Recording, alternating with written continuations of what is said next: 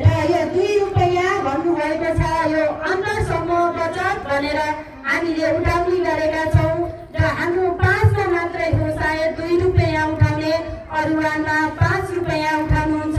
किनकि हामीले स्पष्ट रूपमा भनेका छौँ यो अन्तर समूह बचत हजुरहरूले 2 रुपैयाँ 5 रुपैयाँ उठाउने कारण के हो भने तपाईहरूले 200 उठाउँदा 2 रुपैयाँ उठाउनु भयो भने त्यो 2 रुपैयाँ एउटा अन्तर समूह बचत भनेर कोषमा जम्मा हुन्छ। त्यो कोषमा हालसम्म 1,76,604 रुपैयाँ, तपाईहरूको 2 रुपैयाँ र 5 रुपैयाँको हिसाब 1,76,604 रुपैयाँ पुगेको छ। यसमध्ये हामीले 20,000 हामीले सहयोग गरिसकेका छौँ।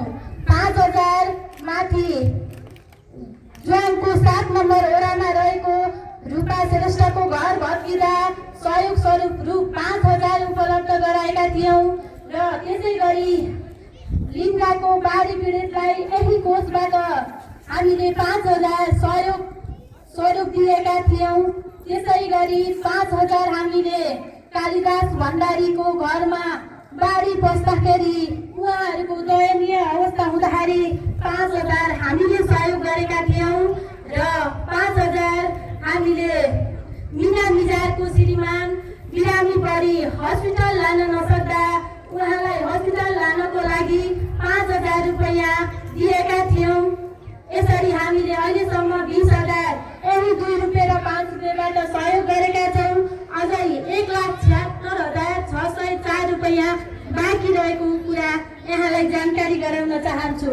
हामीले गर्दा 2 रुपैयाँ अरूलाई सहयोग हुन्छ, 5 रुपैयाँले अरूलाई सहयोग हुन्छ भने किन जम्मा नगर्ने त? यसरी हामीले नियमै बनाएर हजुरहरूको पैसा सुरक्षित राखेका छौँ र अझै पनि बुझ्नु भएको छैन भने फेरि अफिसमा आएर पनि हेर्न सक्नुहुन्छ। हामी सिस्टमबाट सबै कुरा देखाइदिन सक्छौँ।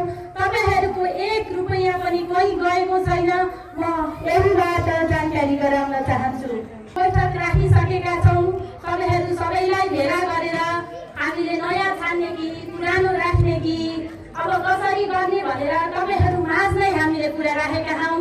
तपाईँहरूले यदि हामी नयाँमा आयौँ भने अध्यक्ष हामीलाई चाहिन्छ भन्ने कुरा गर्नुभयो र अध्यक्ष पहिलाकै काम गर्नुभएको छ, हामी उहाँलाई दिन्छौँ भनेर ताली बजाएर आफ्नो निर्णय गरिसक्नु भएको छ।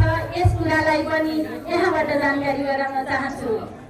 चाहे सपना आचार्यको यो आलुको बिउ अनुदानमा 50% मा आएर पनि किन महँगो भयो भन्ने कुरालाई उहाँहरूलाई थाहै होला। हामीले सत्यवती गाउँपालिकाको कृषि शाखाबाट हामीले ल्याएको भन्दा पनि सत्यवती गाउँपालिकासँग समन्वय गरी तपाईँहरूको माग अनुसार आलुको बिउ माग गरी हामीले 40 क्विन्टल काटिन र जनकदेव अनि टिपिएस 20 केजी आलुको बिउ ल्याएर हजुरहरूलाई वितरण गरियो। 35 रुपैयाँ 35 गुणा 70 मा काटिन लायो भने जनकदेवलाई 84 रुपैयाँ 1 केजीलाई उहीबाट आएको छ। हामीले 42 मा तपाईँहरूलाई वितरण गरेका छौँ। टिपिएस हामी तपाईँहरूलाई 120 रुपैयाँ केजीमा वितरण जतिमा आएको त्यतिमा गरेका थियौँ। यसमा हामीले न कुनै नाफा लियौँ, हामी उल्टो घाटामा गयौँ। 2 जना कर्मचारी आएर बिहानदेखि साँझसम्म आलु गाडेर दुःख गरेर दिएको हो। हामीले यसमा कुनै पनि त्यस्तो कुनै पनि आफ्नो दुःख पनि नराखेर तपाईँहरूलाई दिएको अवगत नै छ र यो बिउ हामीहरू तपाईँहरूको माग अनुसार हामीले झिकाएका हौँ। बिउ उतैबाट महँगो आयो, हामीले त्यसमा 50% अनुदान दिएकै हो। उहाँले नबुझेर होला सायद। यो पैसा पनि यही गीत राख्दै अझै अर्को पैसा लिन चाहन्छु।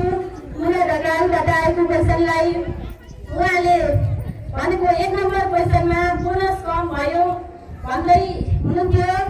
नाफा बढी हुने बोनस कम किन आउने होला भन्नुभएको थियो। नाफा हाम्रो बढी भएको हो पक्कै पनि। हामीले तपाईँहरूलाई 1,000 देखि 30,000 सम्मको सेयर राख्न भनेका थियौँ। हामीले सेयर पनि खोलेर धेरै रकम जम्मा गर्यौँ र बोनसबाट हामीलाई नाफाबाट तपाईँहरूलाई 36% 42% बाँड्न त मिल्छ।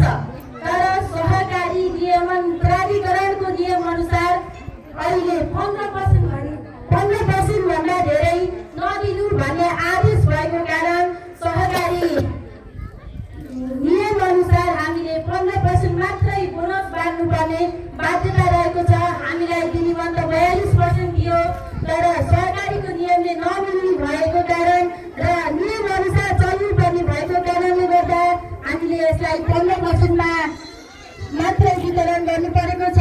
र अहिले हामीले संरक्षित पुँजी फिर्ता कोषबाट तपाईँहरूले ऋण जति तिर्नु भएको छ त्यसको 3-4% हामीले तपाईँलाई रिटर्न गर्ने हामी छलफल गरिरहेका छौँ र रिटर्न गर्नेछौँ।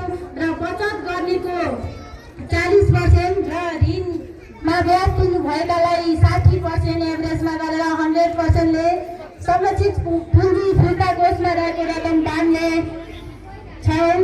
र मासिक बैठक भत्ताको कुरा गर्नुभयो।